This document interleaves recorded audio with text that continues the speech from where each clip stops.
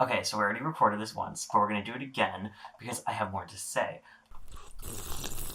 So, first, we're going to be talking about Drag Race Down Under. This is just like a preface.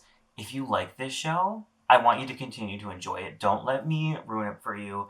Don't let the people online ruin it for you. Just like enjoy what you enjoy. Just like have fun. Also, episode 5 just aired, so this isn't like a retrospective of like the whole show, and this is like mid-season. So maybe the end of this show is going to be fantastic and amazing, and I'm going to love it. But at this point where we're at, episode 5, I don't, and it's not good. So that is just something else to note. Now, I'm going to break this down into 3 parts of why I think the show is not working. The first reason is going to be like the least offensive, and that's going to be the rigging. And the reason I'm putting it as like the least offensive is because like it happens every season, so like we expect it at this point. Like season 13 had its moments, season 12 had its moments, All Stars has its moments. So it's just like that's part of the show now. And yes, it's annoying, and yes, like it's not always fun to watch your favorites get sent home when people that you despise are getting like not despise okay despise are getting like coasting all the way to the end.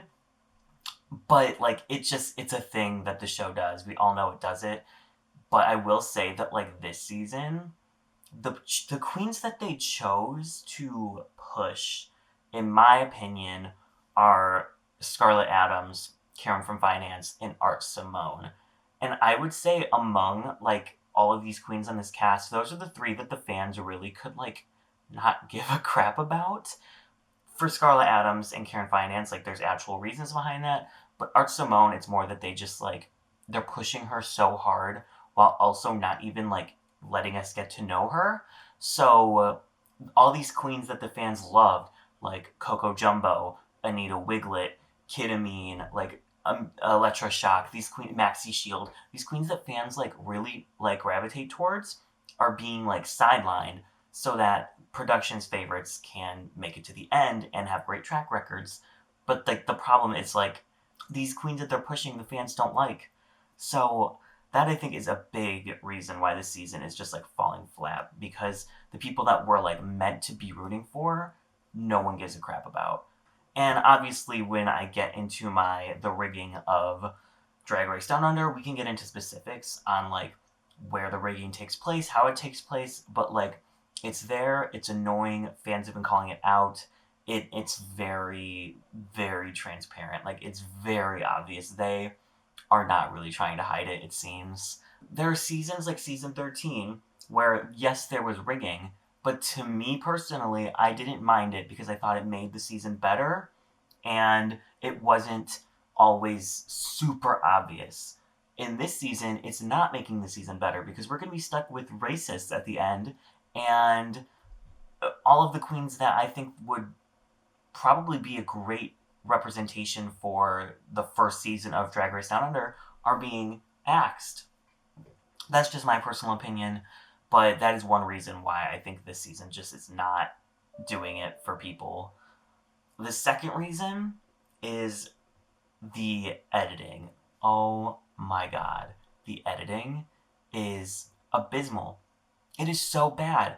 I didn't notice it at first. I would say like the first episode or 2 were fine editing wise. I mean, it wasn't like to the standard of American Drag Race, but I wasn't like noticing things constantly. I'm like, whoa, what was that? But I would say episode 3 on, I don't know if they're rushed in post-production or if they're rushing to change storylines or what they're doing, but it is like so bad. This 5th episode, the editing was atrocious. And maybe that's just me with my film degree, like being like, oh, what the heck is this? I could do it better. But like, I feel like as a viewer, even if I do have a background in film, if I notice mistakes, then something's wrong. You know what I mean? Like, it literally felt like I was watching like a first cut. and that it just hadn't gone through its second, third, and fourth cuts to like clean it all up yet. The editing is so clunky. It's so awkward. There's like weird awkward silences. The critiques are edited so strangely. There's random like just like jump cuts to like very close ups of RuPaul for no reason. I'm like, what is happening? Who is editing this?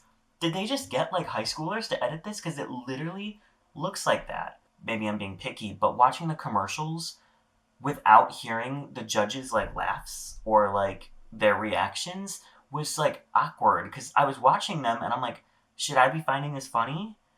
Like, is this funny? Like, and it's just like weird. It's just like this awkward, like, okay, let's wait until after, and then suddenly we're gonna cut into everyone laughing.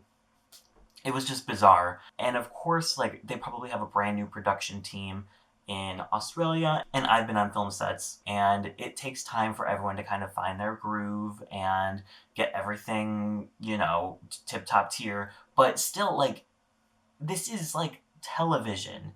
Like, this is going to be on TV.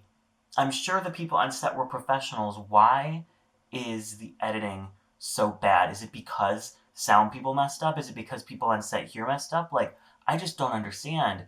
It's so cringy to watch. So for me personally, that's another reason why it's really like it's hard for me to sit through sometimes. Where I'm just like, oh my gosh, this editing is cringe. It's cringe. And then we have the last reason, and I think it is the most damning reason, because the part of the show that brings in audiences are the queens, the drag queens, the drag artists on the show. They are doing an atrocious job of displaying the queens on this season and letting us get to know the queens on the season. We are 5 episodes into this season, and think about episode 5 of Drag Race US season 13. Let's chop that first episode with the lip syncs.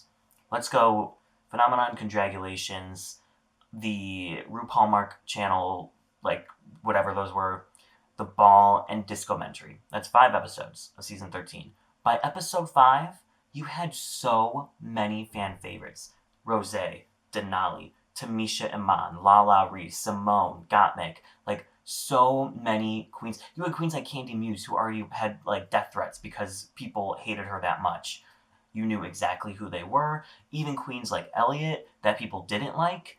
You need to actually know a queen to not like them. We knew those queens 5 episodes in. 5 episodes in to Drag Race Down Under, I don't know a single one of these queens.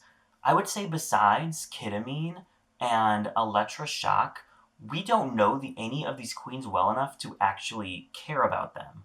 Like, that's what makes these eliminations, like, intense and, like, emotional, is you grow attached to these queens, and then when they go home, you get upset. So, these people go home, and I'm like, okay, I don't know you. I don't know you. Like, where are the mirror chats where we get to learn all about their personal lives? We've gotten a couple this season, but not like enough where I feel like I know these people. What do you know about Maxi Shield?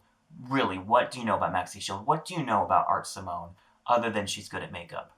What do you know about Scarlett Adams other than she's a racist? Like, we don't know about their lives. And there are like things that we do know. We know Kidamine had a weight loss journey. We know that Kidamine and Anita Wig'lit have like a really close friendship. There are certain things that we get to know about these queens, but I'm not attached to any of these queens. And asking around, other people aren't either. Yes, they have people that they like. They like Electra Shock. They like Maxi Shield. But there's not the attachment that you have in, I would say, the US series, where like people go home. Tamisha Iman went home 3rd, and people lost their minds. Literally lost their minds. And that was in episode 5 of season 13. Episode 5 of Drag Race Down Under, etc., goes home. Okay? What do we know about etc.? That they're young and they are shady. That was their edit. So it's just like, it's hard to watch when it's just, you're going through the motions. Wiping off the mirror, mini challenge, doing the actual challenge, runway, critiques, lip sync, elimination. Like, I feel like we're just going through the motions. We're not getting to sit with and learn the people that are going through the experience that we're watching. So I think that's a big reason.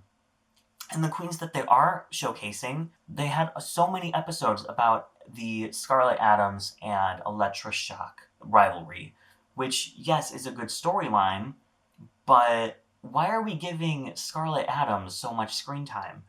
Why are we giving Scarlet Adams a victim edit? Why are we giving Scarlet Adams a redemption arc? The way that they edited and handled the scandals that she has been in this past episode, I was shocked. I was literally shocked. One, they made it sound like she only did blackface when she didn't. She basically offended every single minority imaginable. She pretended like this was years and years ago. I was a teenager. I was like a young child. This was literally like not even that long ago. And she made it seem like, oh, like I had no idea. Like, I can't believe that I did that, when people in her community were calling her out constantly, and she literally did not care until she left for Drag Race and she realized, oh, I guess I shouldn't do this anymore. Like, why are we editing Scarlet Adams this way when she is, one, not taking true responsibility for what she's done?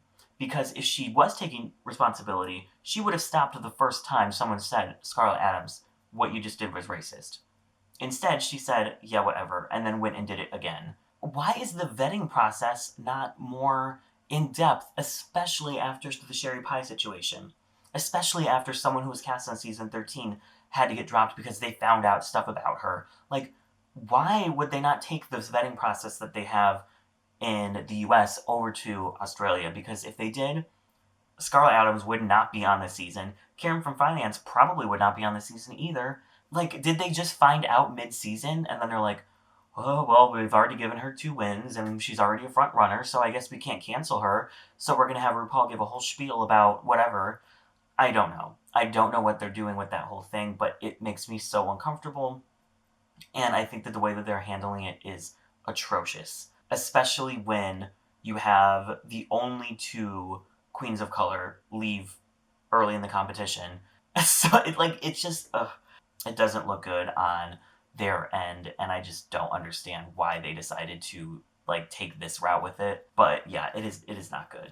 It's not good. Why are we spending more time on Scarlet Adams when we don't know Art Simone, we don't know Maxi Shield, we don't know, etc., etc. We don't know who these people are. Yeah, why are we spending literally the entire season getting to know a racist? Like, it's just so frustrating, and I think that's why I'm having a hard time sitting through it, because I find the editing cringy, and I'm not even like invested in any of the queens that much to like sit through it. So I literally tweeted, if I didn't have to make a video on this, I would stop watching at this episode, which is true. I'm not a fan. I know a lot of people are not a fan, and I thought, why not just sit down and kind of go through some reasons why? What can they do better if they get a season 2? Because viewership is not very high, and not many people like it. So if they get a season 2, I will honestly be a little bit surprised. What can they do better? Fire your editing team. Fire the entire editing team. Fire the showrunners. Fire whoever thought it was a good idea to cast Scarlet Adams. And I think another huge problem is that we have like 14 franchises or something now. So with every show that you add to this franchise, you have to stretch yourself thinner and thinner. And you're not going to be putting as much effort, as much thought, as much care into this little Australian show as you are to the US show, which is making you millions and millions of dollars and bringing in millions and millions of viewers. It's just like, if you're going to do Drag Race Down Under, do it. Why is RuPaul there? Why is Michelle there? They know nothing about the culture. They don't understand the references. They don't understand the humor. They literally said in this past episode, we know you guys like raunchy humor, but we don't find that funny. Which I find confusing, because RuPaul and Michelle are the first ones to make blowjob jokes every single episode, but whatever. I just think that if they were going to do it, they should have maybe taken the Canadian approach, which also didn't like work that much, but where you get actual Canadians on the judging panel, and yes, Reese is Australian, but Reese is barely even talked to. It's mostly just Michelle and Rue. And yeah, I don't think much thought was put in the season. I think it was rushed into production. I think it was rushed into filming, and now they're rushing through post production because they have much more important things to worry about, like UK, like US, like All Stars, like these shows that are actually bringing in huge audiences and rave reviews. I do not think that they're going to do a season two with the way that this season has been, one, handled, and two, received by the fans. Which is a shame because there are tons and tons of drag artists in Australia that deserve the platform, that deserve the exposure. And yeah, they just are not getting the same stick that the US queens and that the UK queens are getting, which is sad. But yeah, I think that's enough ranting. I think I got through all of my thoughts. What are your thoughts? If you like the season, again, I'm happy. I wish I liked the season. If you like it, like, what do you like about it? Like, what is drawing you in? What is making you a fan? Also, if you don't like it, and I didn't mention a reason why you don't like it, throw it in the comments. Let's discuss. Let's just, like, bond through our trauma. You know what I mean? So, thank you guys so much for watching. My social medias are here, and also my patrons. As always, thank you so much. And I will see you guys in the next one.